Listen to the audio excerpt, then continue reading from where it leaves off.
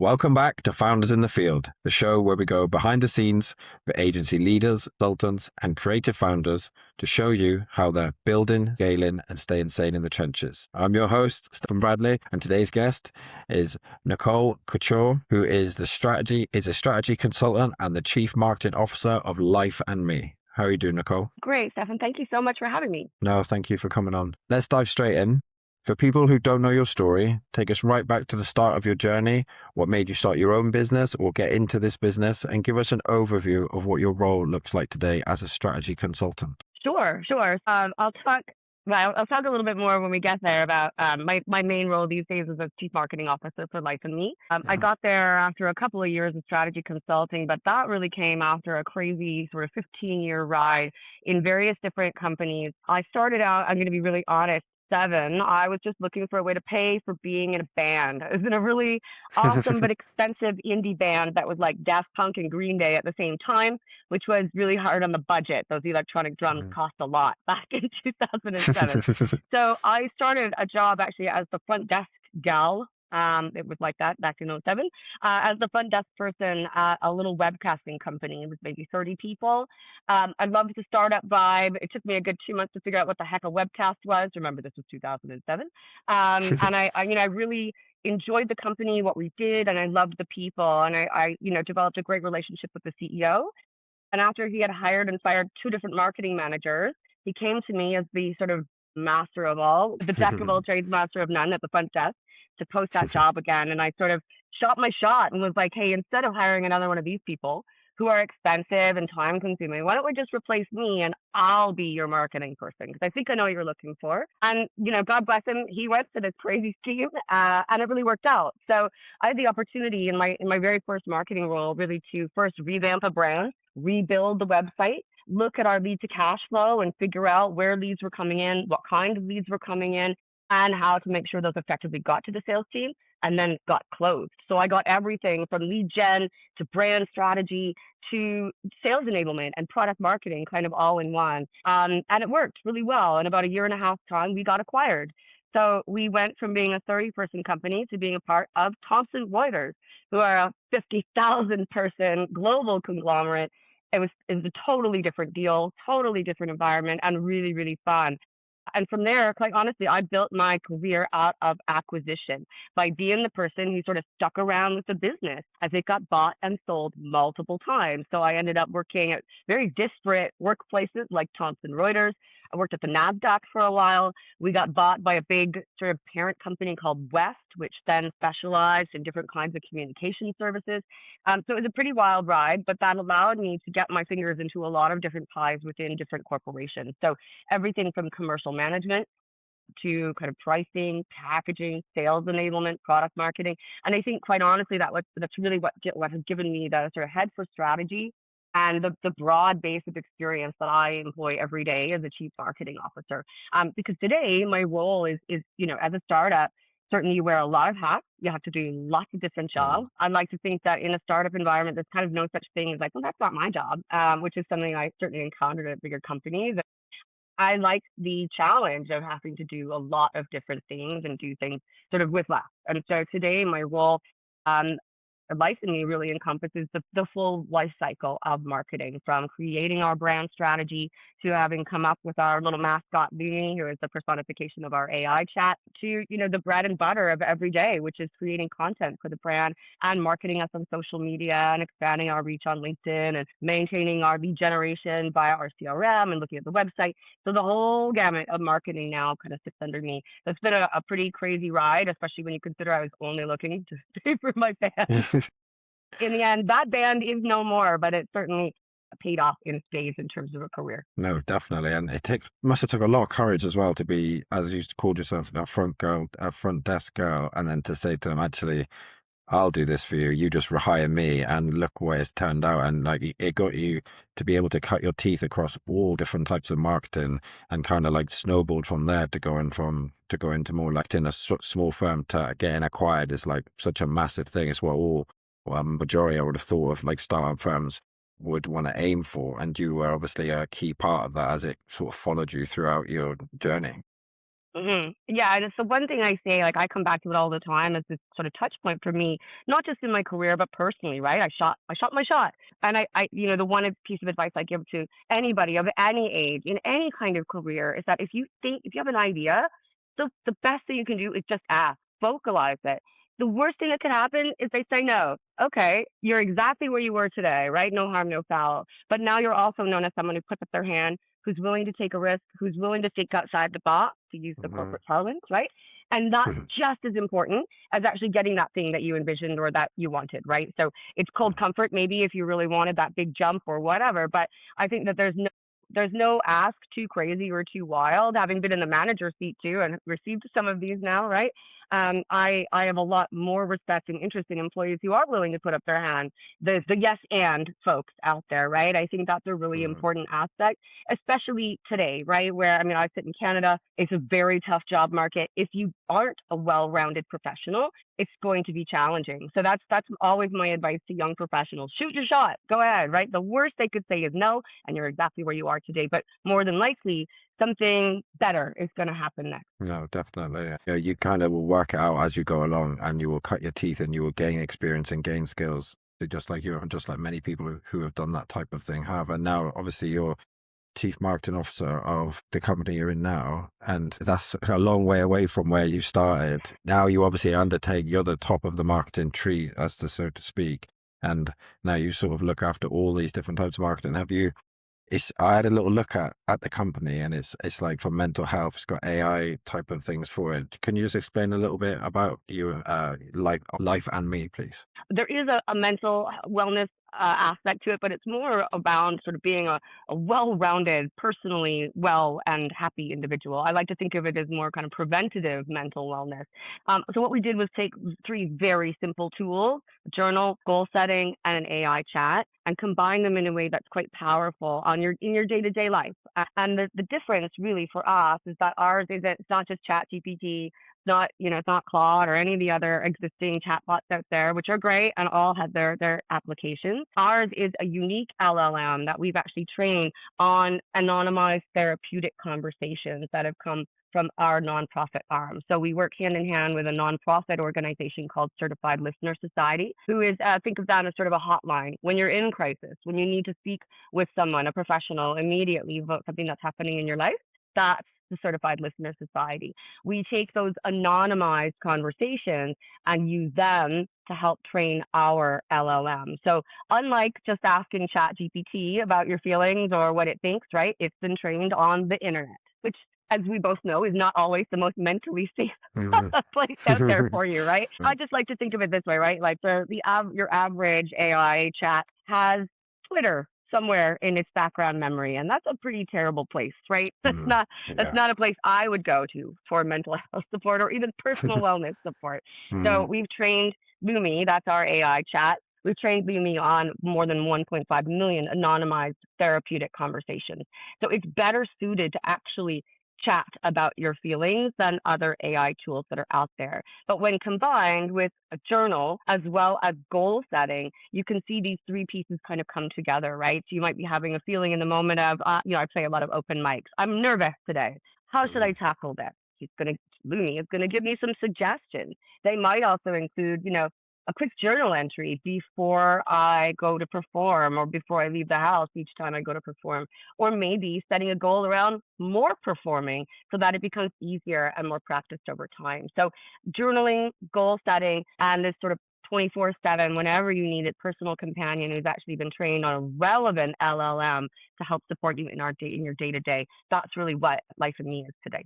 When I looked on the website, I thought this is such a cool idea because I think a lot of people, and you've obviously spotted, or the founder and you has obviously spotted a gap in the market because some people do speak to their LLM of choice like this, but it's not as well trained as your one because your one's specifically for this, whereas obviously LLMs are trained on a variety of things, as much things as they can get trained on, Yeah, basically. Whereas yeah. obviously Life and Me, Lumi is sort of trained to specifically tackle this part of what mental wellness. So as I seen it, I thought this is actually a real cool idea, and you spotted a real cool gap in the market. How was it at the start when you got involved? Like, what point did you get involved with this company? Yeah, so I've been in from the ground floor. I guess you could consider me a co-founder along with our CTO, our CEO Alejandro Collar, as well as we've had a couple of other folks. Right, we have a really talented therapist and sort of mental health professional from the CLS side who works on our board as well. So we have a great team. We also have a call him the CXO, the guest experience or cultural officer.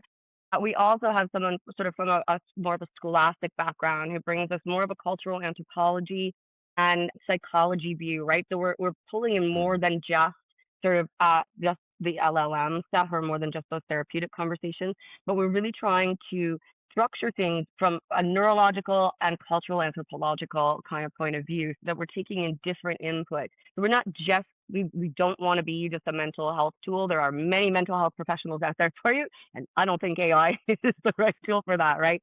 It's much mm, more about, talking to this LLM helps you, or to this AI chatbot helps you understand patterns that you might not see. And our goal is really to use that to help break generational patterns. We do a lot of stuff just because it's always been done that way in our family, for example. So that's where we really saw the need. And I've been involved for about a year now. We got started in September, October of last year. And we were really pleased to launch the app in June or so, right? So we're still in our sort of very, very early phase. We've been around for about a year. I've been involved since the beginning because the idea for me of kind of preventative personal wellness, something you could just mm, chip away at every day a little bit, really appealed to me rather than waiting until there's a crisis or, gosh, the holidays are around the corner and I'm freaking out, right? mm, Rather than waiting until all that stuff becomes acute, thinking about this stuff on a little bit every day makes it much easier to digest, easier to process, and easier to improve. And that's what, when I joined the organization, Alejandro, our CEO, had that just sort of had that pitch for me, and I was like, oh, I'm in, I'm in. mm.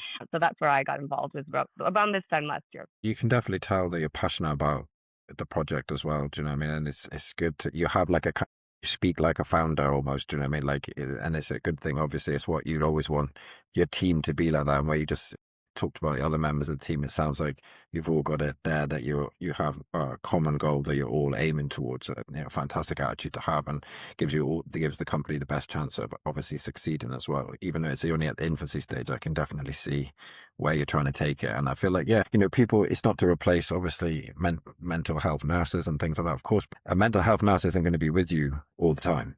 It isn't That's there for it. you to have these stray thoughts that when you go and have your mental health meeting with with a doctor or physician, whatever, you might forget about that stray thought that you had when you was doing whatever you was doing. But if you have something that you can actually get what's in here out of you, I feel like it's going to help so many people, definitely. Absolutely. I think that in the moment thing, right? We're very trained these days to have very Mm, strong emotions in the moment, but not really have much to do with them. And, mm. if a strong emotion occurs to you at 2 o'clock in the morning, who are you going to text about it, right? Who are you going to talk to about Yeah, that?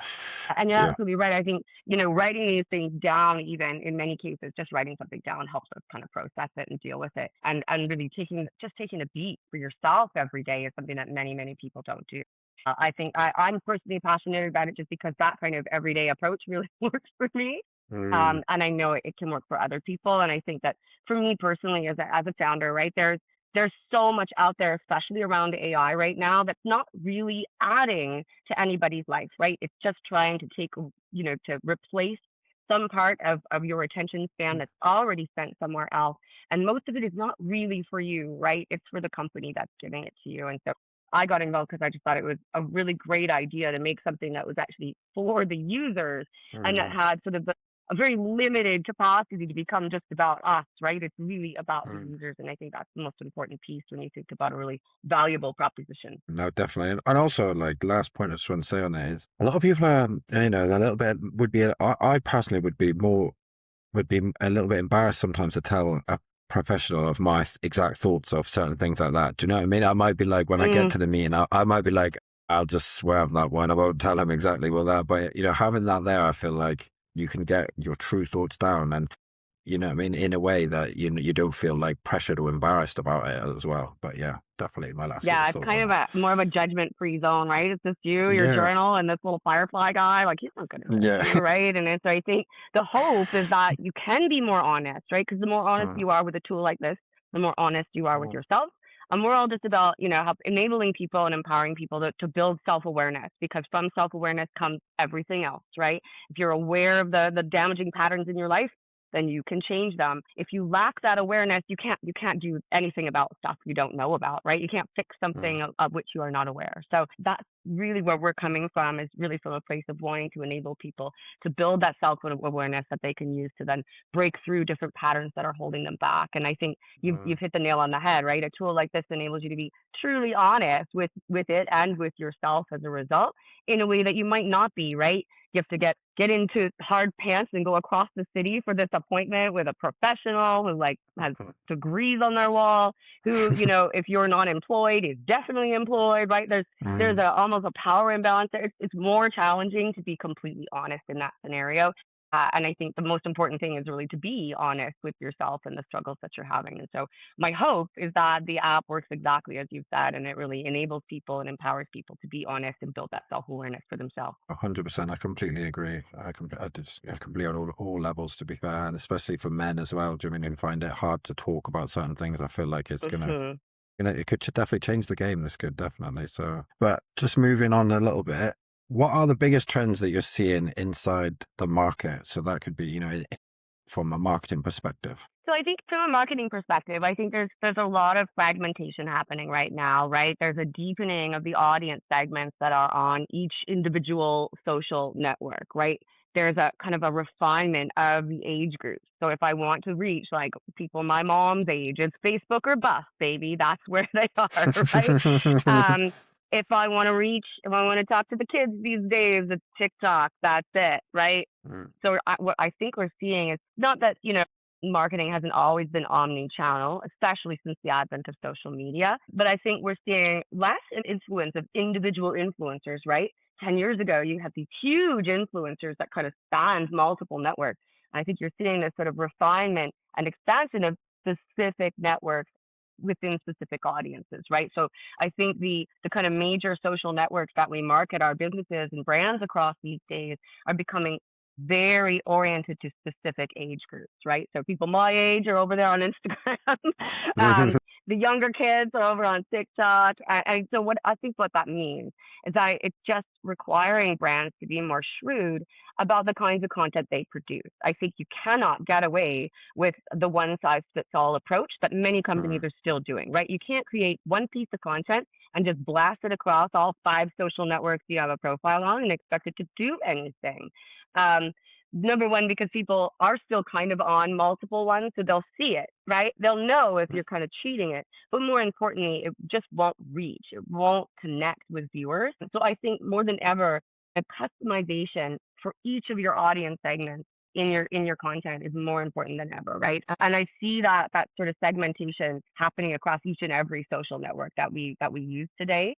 And then the networks themselves are changing a little bit, right? I think more than ever, LinkedIn has sort of ceased to be just a place where job seekers go to hope for the best, and Mm. more like it's become much more of a place where brands are promoting themselves and there's much more promotional content. I also think that there's a real big divide between people who have, or marketers who have figured out how to partner with AI to create lots more content, right? And marketers who've just figured out that AI can churn out a bunch of content for you, right? Mm. So there's nothing wrong with it. It's a great tool. It's a powerful tool. But I think it's how we use the powerful tools at our disposal that makes the difference for us as marketers, right? So I think it's incumbent upon on marketers today to use those tools not just to crank out a bunch of content. Great. Now I can have a new piece of slop every day of the week for every single social network. But I think finding ways to create content and then disseminate it to different networks and using the power of AI, right? The real powerful bit there is that it's like having 5 content specialists on your team at once. Hey, Mhm. Claude, or hey, ChatGPT, I wrote this piece. Help me create something to specifically promote it on LinkedIn. Now help me create something specific for TikTok or for Instagram or Facebook. And so I think we're in an era of really personalization and specialization for each of those social networks, each of those channels, right? Because I'm talking about social, but the same applies for your website. The same applies for your lead generation and your email marketing. The same applies for your bloody newsletters. I'm really an anti-newsletter person. Like the same applies for each and every Mm. one of your channels. And so the challenge for a marketer today is to keep all that content loosely connected but still divergent enough that it will appeal to each of those highly segmented audiences today. Definitely. And I feel like with social media, as it's like maturing, I feel like that's how we're getting these segmented, portions of the market as well. Because before, if you went back, 10, 15 years ago, everybody was just on Facebook. But then as Yep. new ones come out, and then as the legacy ones, should we call them, the ones that have been around for ages, and that's how kind of how the market is splitting. And also, like, I feel like people have two different views of AI. They either you think of it like this can do it for me. And Mm. that's where you get the slot because you're just trying to get it to do all this stuff instead of using it. But you're in this industry. So you're not just you, it's been the person is in this industry, in the market. So use it to multiply what you can already do.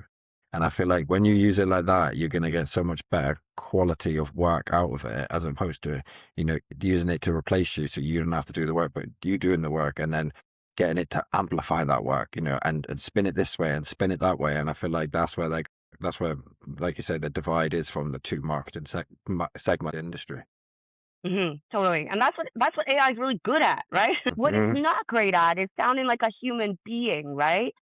If you read the stuff, like if you ask it to write prose for you, what comes out, it's like at first glance, it might look like a human wrote it, but then if you really read it, you're like, this is three sentences that say sort of the same thing as a paragraph. And, if you went to school, that that's not really how you write a paragraph, right? So the real challenge for using AI is that we have to do something as humans that we're not very good at, which is like editing and critical thinking. We're not Mhm. very good at these things, but the use of AI means we have to get much, much better at it, right? You could use it to churn out a Mhm. first draft, but you got to edit the heck out of that first draft.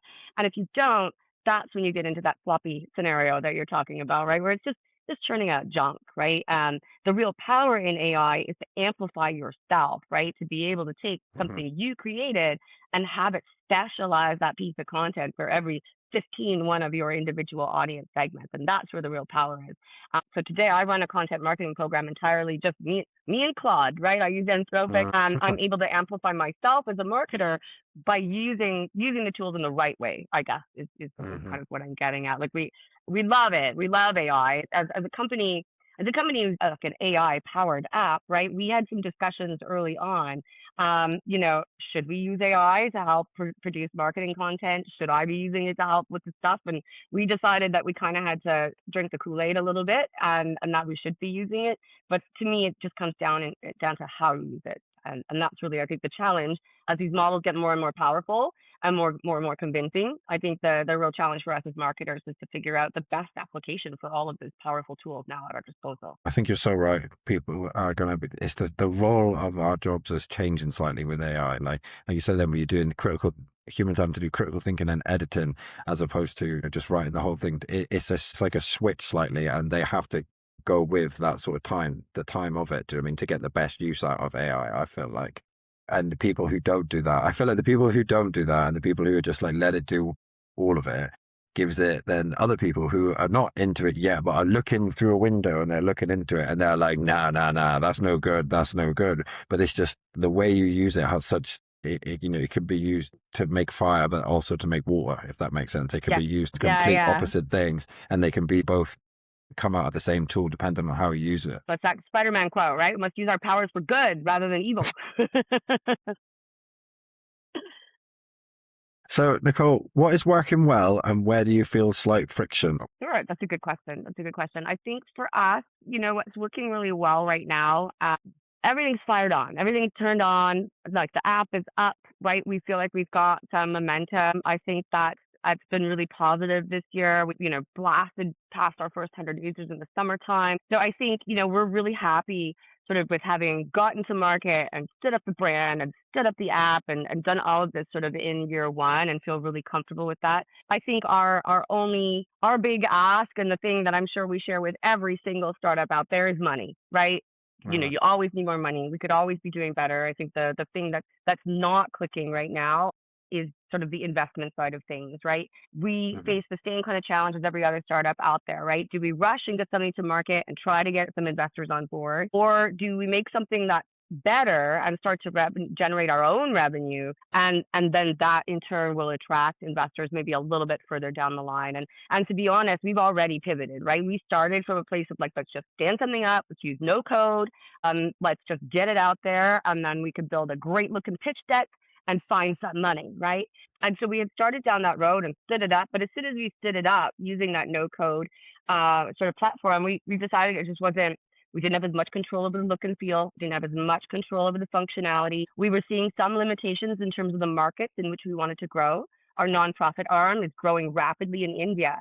So we needed to deploy in India. And so finding a Wow. payment solution that would back into the no code platform, right? It may have hastened certain things for us or sped up our time to market in some categories, but it didn't help in others. And so our big project and focus right now is literally rebuilding everything from the ground up and going with that sort of second option, that second lane, which is to become profitable, to make some revenue, have users in the door, right? We've blasted past 100. We're on our way to 250. I think we may have gotten there in the last week or so, to be able to show and then be able to show some revenue, and perhaps not have to give up quite so much in terms of ownership of our business or equity in our business when we do, or if we do end up finding some investors. And that's been a challenging pivot, right? That's what we spent our summer and our autumn doing, was sort of like, nope, go the other way. But in the end, we're happier with our decision. Like, we are happier with the app. We're happier with the back end.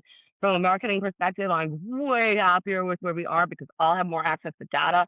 I'll be able to much better understand where people are falling off on the user journey, for example, than I would have done if we'd stayed on the no code platform. So I think the real challenge or the real crux for any startup, especially in the first couple of years, is keeping nimble, is being willing to redo that strategy or to go with plan B or to pivot where you need to, when you need to, and to sort of say goodbye to what you thought might have been it would have been a wonderful halcyon ending in the summer to just get a big check and write it to everybody and walk away. But then we decided that actually that wasn't really us anyway. So I think what's gone very well for us is, having a great leadership team working really closely together, and getting something out to market, right? It's not the end of the world to have to pivot.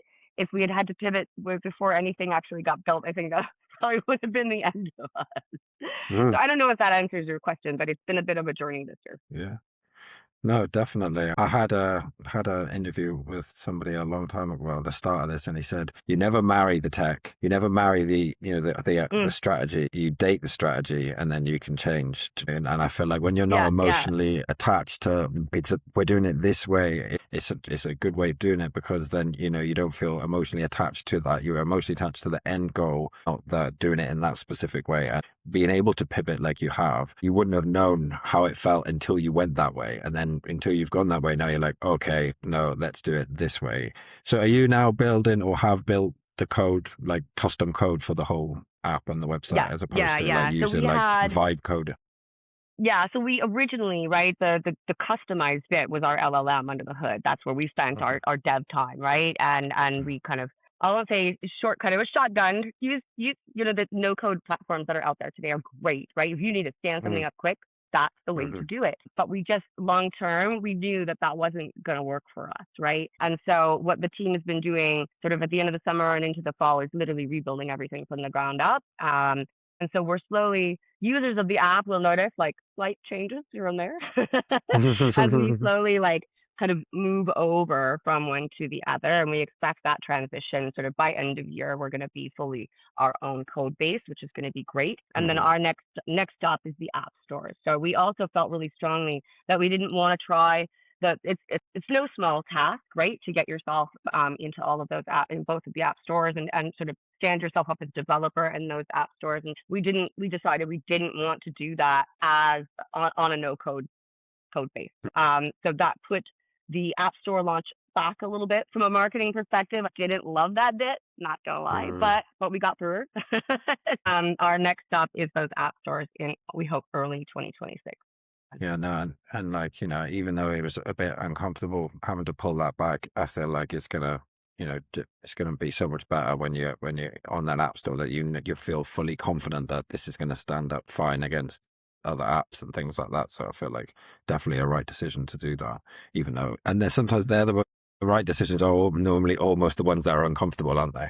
And they're the ones that make you really squishy, like, oh. I don't know about this. But in the end, outweighing the benefits versus the discomfort in Mm, the meantime, any marketer will commiserate, right? That of course, you don't love not being in the app. You don't love a user interface that doesn't quite match the guide you put together as the brand strategist, mm. right? But at the end, if you get something that does match and that you have complete visibility on the back end and it gives you more control. It allows you those sort of levers to pull as a marketer if something isn't working. It's worth it in the end. The discomfort is almost always worth it in the end. Yeah, no, definitely, 100%. And it's normally that's when you know it's the right decision if you're going into going through discomfort to get to it, because as humans Yeah. we don't like that normally. Do you know what I mean? So that's normally always when you know that you're on the right path. So, Nicole, how are you getting clients to buy the app, to use the app? Like, what is your process on how you advertise, or what is the process that you're using? Today we've got a pretty robust content marketing strategy. So we have a presence on multiple different social networks. We're pretty active on LinkedIn, Instagram, Facebook, TikTok. It speaks to the age range of our potential users that we're on multiple Mm, social networks. We post some YouTube videos. I've tried to use our website as sort of a content marketing engine. So I post very frequent blogs there and then use those blogs as sort of the basis for my outreach on various different social networks. All in the hope of just trying to educate folks on the benefits of this kind of 24/7 companion, the kinds of benefits that these simple tools like journaling and goal setting can bring to your life. Just trying to talk through the benefits and the capabilities in broad strokes in various different blog posts and explainer videos and images. We've got lots of great video content with our little mascot Lumi. Originally, my CEO had given me this near what sounded like an impossible brief. Early days, he said he wanted a mascot like Duo is for Duolingo. I mm, was like, oh my mm. god. I'm like, I don't know. And we workshopped. I'm gonna say at one point this little chap was an elephant. He was an elephant to begin with. He was like 3 or 4 different animals, and we probably had about 50 different names for the guy before we came up with Lumi, the firefly, to help to sort of illuminate patterns that you can't see for yourself. But having that little chap has been very helpful from a content marketing perspective. I Mm, come from really a B2B background, right? Webcasting, communications, public relations, investor relations. So the biggest challenge for me at Life and Me was really kind of shifting that and the tactics that I know is tried and true. Changing from training a sales team to trying to attract users is a really different mode. And so we've come at it really from the content perspective that a company that can produce great content, right, and build trust in an audience is very likely to one that you're going to check out. And so we mm. try to promote the app just through various different social networks. Our hope as we get into next year and the year after is to expand that with partnerships and look at, various different, whether those are employee assistance programs, for example, that we could be a part of, sports teams, colleges, universities, other Mm. places where this kind of tool would be incredibly valuable for members. So we hope to hit a little bit more of my bread and butter, the B2B side of things Mm. as we get into next year. But this year, our focus has really just been building that brand and really taking a content marketing approach. Yeah, no, you'd answered my next question just off that. Then I was going to say like how this not like right now, but I'm saying like it would definitely be useful for like big organizations who have like universities, colleges, or big, you know, businesses that have so many staff, and obviously because their mental well-being or just their wellness of their mind is of importance, because if you have like 1,000 people in your business or working for your business, even 10 to 15 to 20% of them people, if they're not optimized, to be say, and they're not living on the optimize their mental wellness, then that can have an effect on the business. So I feel like you'll be very successful going down after, when you're obviously ready. I feel like that could definitely take off, and because I feel like it'd be so advantageous to business owners, company owners, directors, people like that, because Hmm. you're solving a problem or helping solve a problem like of mass people. Do you know what I mean? As opposed to just like one person, you're helping so many. Well, yeah, as someone who's worked in big companies, Mm, right, and at higher levels in big companies too, like director and VP roles, that's stressful stuff, and it's not mhm. the sort of stress that I think necessarily requires like a therapist. But it's Mm, the sort of day-to-day grind that if you can keep everybody just a little mentally healthier, just a little bit weller from a personal perspective, right? Just a little less stressed out, then your mm, organization can truly fly. And so that's where we're headed as we look into next year is really providing is really partnering with larger Mm, organizations and institutions that can help not just broaden our reach, obviously selfishly from a marketing perspective, but really help folks out. I think at the end of the day, if you feel really strong about your value prop, it's because you think it actually will help people. And I think that's what I love the mm, most about this app is that it has the potential to really help people. I think about myself, I use it and mm, not just because like I have to, right? But I think about folks in large organizations or stressful jobs, and mm, especially this time of year, right? The holidays are a nightmare for a lot of people, and we don't really give people a lot of grace or space to have those concerns or stress and who the heck can you talk to about it? Nobody, right? So I think there's great applications for the app, not just sort of in the wider public that we're looking mm. at right now, but once we're in those app stores, that to me is sort of the determining factor in terms of our ability to go really broad across larger organizations and institutions. Like, just being, if you enable somebody to handle stress better, they're innately going to get better. Jobs, like you said, then jobs are Yeah, stressful. Do you know what I mean? So that's such a key skill that some people, like you see some CEOs and things like that, they're like, they handle stress so well, but everybody could, benefit from being able to handle stress a little bit better, I would say. just a little better. No, exactly.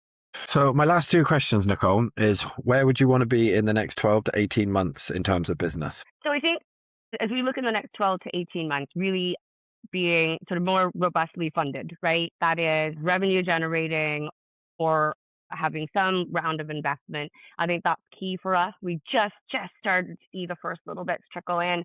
It's really tantalizing, right? To be able to envision like paying our executives or giving anybody a salary, not just working for equity, which we're all doing right now, is really our first and foremost goal to be able to do that. I think, but that really the point of being funded enables us to hit our more strategic goals for the app and for the service itself, which are, like I talked about, right, finishing that shift to our own code base and launching in the app stores. That's something that's really important, I think, for us and for our success continued.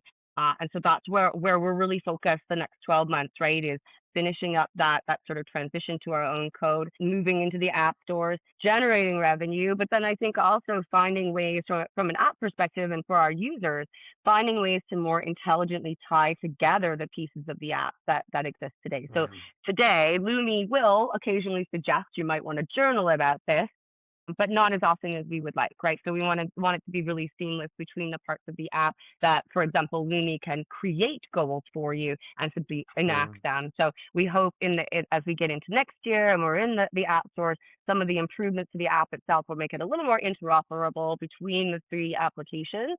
And also looking at additional capabilities to add to that where it makes sense. But it sounds like it's an exciting next 12 to 18 months for the For sure, company, for sure. definitely.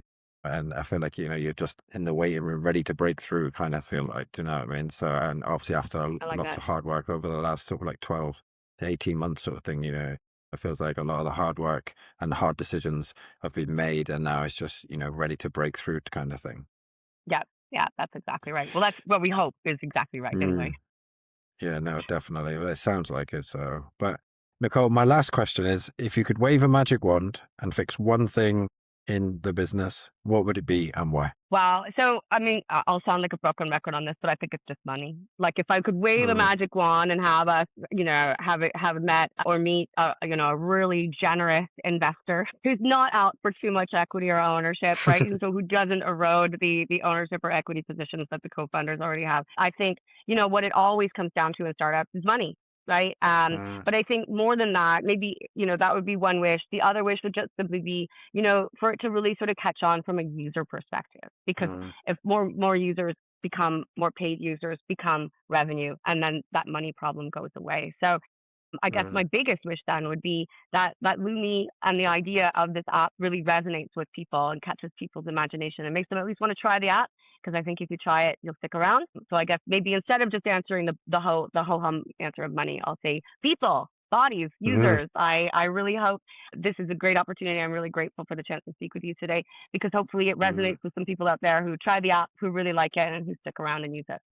Definitely. I love that question because everyone says different things, but I feel like yours is it's very direct. Like if that happened, Money, that would man. It's be, just money. that would be, yeah, that, but like users as well. Do you know what I mean? And for it to take off like that, I feel like, yeah, definitely would send you well on your way to. For sure. So Nicole, where can, my listeners, viewers, where can they use Lumi, Life and Me, where can they reach out to you? That type of thing. Where do you want to send them? Sure. So please check out our website, lifeand.me. You can download, or you can try the app for free. It's just a web app today, so you can just bookmark it on your phone and come back to it every time you want to. You can also bookmark it and link it on your screen, on your home screen, so you can use it whenever. Lifeand.me is the best place to start. All of our social media links are there. And you can also connect with me personally on LinkedIn. I'm always happy to meet new people. Well, thank you so much for coming on and enlightening me about Life and Me and Lumi, and like, giving a sneak preview into the company itself and what you do as a CMO. So I really appreciate you coming on. My absolute pleasure. Thank you so much. I appreciate your time today. Everybody like, comment, subscribe, send to a friend. This is, a groundbreaking app, and I feel like lots and lots of people could benefit from it. And I'm sure we've all got friends that could definitely benefit from that. So send it to friends, like, comment, subscribe, and thank you so much, Nicole. Thank you.